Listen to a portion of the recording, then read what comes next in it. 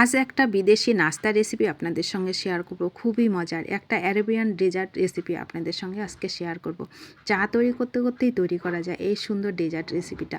এই রেসিপিটা তৈরি করতে বেশি কিছু লাগে না, শুধু লাগে দুটো ডিম থাকলে এই সুন্দর রেসিপিটা আপনি চা তৈরি করে নিতে পারবেন। চা তৈরি করার আগেই তৈরি হয়ে যায়, এত অল্প সময়ে এটা তৈরি হয়। এটা দেখতে যেমন লোভনীয় হয় আর চায়ের সঙ্গে তো একেবারে জমে যাওয়ার মতন রেসিপি। সেটাই আজকে আপনাদের সঙ্গে শেয়ার করব। আশা করি সবারই ভালো লাগবে। একেবারে মুখে লেগে থাকার মতন রেসিপি আজকে আপনাদের সঙ্গে শেয়ার করব। প্লিজ পুরো ভিডিওটা না টেনে দেখতে থাকুন। একটা বিদেশি নাস্তা রেসিপি শেয়ার করছি। তো তার জন্য লাগবে শুধু দুটো ডিম আর 1 কাপ আটা। 1 কাপ আটা, দুটো ডিম থাকলেই আপনি এই সুন্দর ডেজার্ট রেসিপিটা ঘরেই তৈরি করে নিতে পারবেন। তো প্রথমে তার জন্য একটা বাটি নিয়ে দুটো ডিম নিয়ে নিলাম আর 2 চামচ চিনি নিচ্ছি। চিনি নিয়ে এটাকে চিনির দানাটা গলা পর্যন্ত ভালো করে মিক্সড করে নিতে হবে। তো চিনির দানাটা গলে গেলে এর মধ্যে দিয়ে দেবো আমি 1/2 চামচের থেকে একটু বেশি বেকিং পাউডার। বেকিং সোডা কিন্তু দেবেন না, বেকিং পাউডারটা দেবেন। তো 1 কাপ আটার জন্য আপনার 1 কাপ কি 1.5 কাপ আটার জন্য আপনার 1 চামচের থেকে একটু কম মানে বেকিং পাউডারটা হলেই হয়ে যায়। যদি ডিমের সাইজটা বড় হয় তাহলে একটু বেশি করে আটা দেবেন। আপনি মাখলেই সেটা বুঝতে পারবেন কেমন লাগে। তো দেখুন আমি 1.5 বাটির মতন আটা দিয়েছিলাম, দিয়ে হাতও লাগানো লাগবে না, একেবারে চামচ দিয়ে একটা কাঁটা চামচ দিয়ে এটা মেখে নিলেই রেডি হয়ে যায়। একদম যেমন মিষ্টিটা রেডি হয়, মিষ্টির ডোটা যেমন হবে ওরকম ডোটা রেডি হবে। হাতে একটু তেল মেখে নিয়ে একটা প্লেট নিয়ে নিচ্ছি।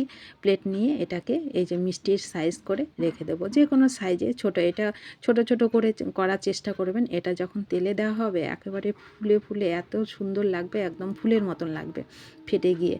তো এটা আমার তৈরি হয়ে গেল, মিষ্টির আকারে শেপে নিয়েছি আর দিয়ে দিচ্ছি তিল। তিলগুলো দিলে খুব সুন্দর লাগে, যখন ফেটে ফুলের মতন হয় না, তিলটাও থাকে, খুব সুন্দর লাগে। আর এই ভাজা তিলটা মুখে লাগলে খুবই মজার লাগে। আর যেহেতু এটা অ্যারাবিয়ান ডিশ, এই ডিশটা এইভাবেই তৈরি করতে হয়। তো এবার কড়াইতে অবশ্যই একটু তেলটা বেশি দেবেন। তেলটা বেশি দিলে সুন্দর ফুলবে মিষ্টিগুলো। তো দেখুন একদম মাত্র 2 মিনিট চা তৈরি করার আগে এই সুন্দর ডেজার্ট রেসিপিটা আপনারা তৈরি করে নিতে পারবেন।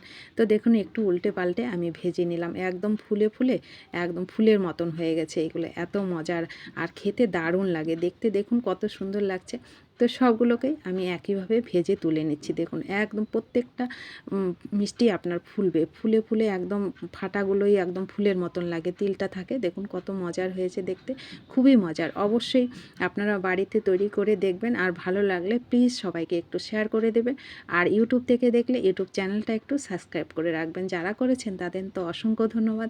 আর যারা ফেসবুক পেজ থেকে দেখছেন তারাও একটু পেজটা ফলো করে দেবেন এই সুন্দর রেসিপিগুলো আপনাদের সঙ্গে শেয়ার করার জন্য, যেন আমি আপনাদের সঙ্গে এইভাবে এই সুন্দর রেসিপিগুলো শেয়ার করতে পারি। তো সবাই ভালো থাকবেন, সুস্থ থাকবেন। আর এই বিদেশি ডেজার্ট রেসিপিটা অবশ্যই বাড়িতে তৈরি করে খেয়ে কমেন্ট করতে কিন্তু ভুলবেন না। সবাই ভালো থাকুন, সুস্থ থাকুন। দেখা হচ্ছে পরবর্তী ভিডিওতে।